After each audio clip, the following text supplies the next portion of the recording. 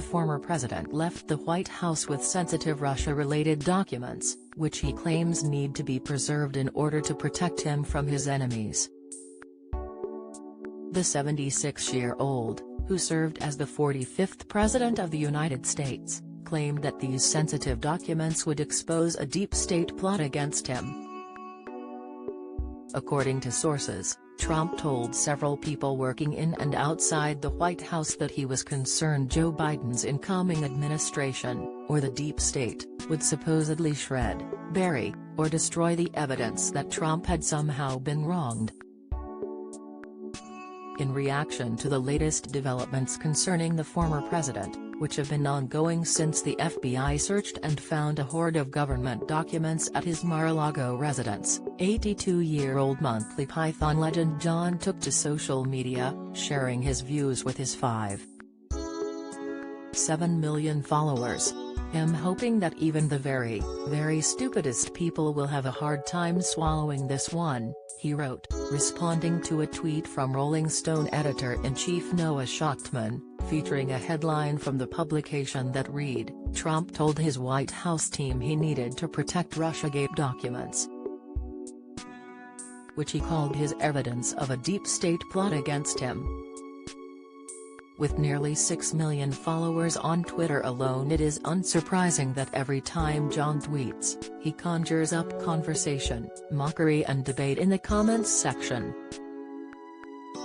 One user, @BryBaranowski, joined in on John's lighthearted Mickey take of the former president and his supporters, writing, "No, unfortunately, they will believe that too. Anything to cope with the reality that they support a fraud." Bob Geldof slips up in front of Meghan Markle and Prince Harry. Another, @John27D, also joined in, writing, "Is that a challenge? I still think they're gonna fail." Whereas a third, @Joe_Shipman, claimed that Trump was right about the Russian controversy. He wrote, "Huh? This is one of the things Trump was right about. They did fabricate the Russian stuff, it was traced back to the Hillary Clinton campaign working with the FBI. Had you stopped paying attention when that was finally established? The star's running commentary of Trump is hardly something new, as only a few days ago, Cleese reacted to a Twitter user who had claimed that the former president is suffering from severe mental health issues. In response, the veteran actor said that he found it comforting as the business magnate was becoming more insane. The award-winning comic tweeted, "I find it comforting that he is going more and more insane, but I'm wondering when the MAGA supporters will begin to notice. About 2028, I'd guess." Again, in response to the actor's tweets, followers were quick to take to the comments section. User John Cipher penned, in the initial tweet that the Monty Python legend replied to, "Future students of history will be perplexed how a man with severe mental health issues and no clue about governing became president." And @John Bazios 1 wrote, "From here in the US, here's the consensus. He will say or do anything to keep the crowds cheering and paying to show up at the rallies. He just wants the spotlight and adoration of the crowds.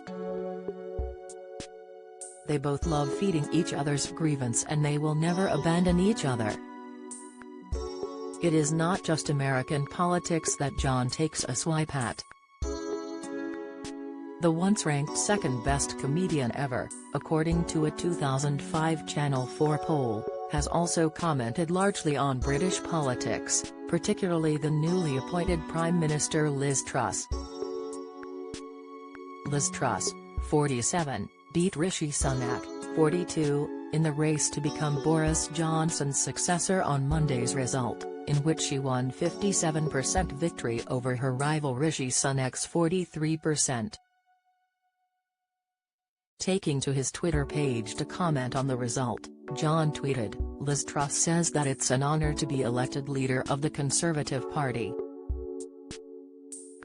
No, it isn't." Shortly beforehand, in another tweet, He commented, "I had always hoped Boris would lead the Tories into a debacle at the next election, but the last couple of weeks have reassured me that Truss will do the job very nicely."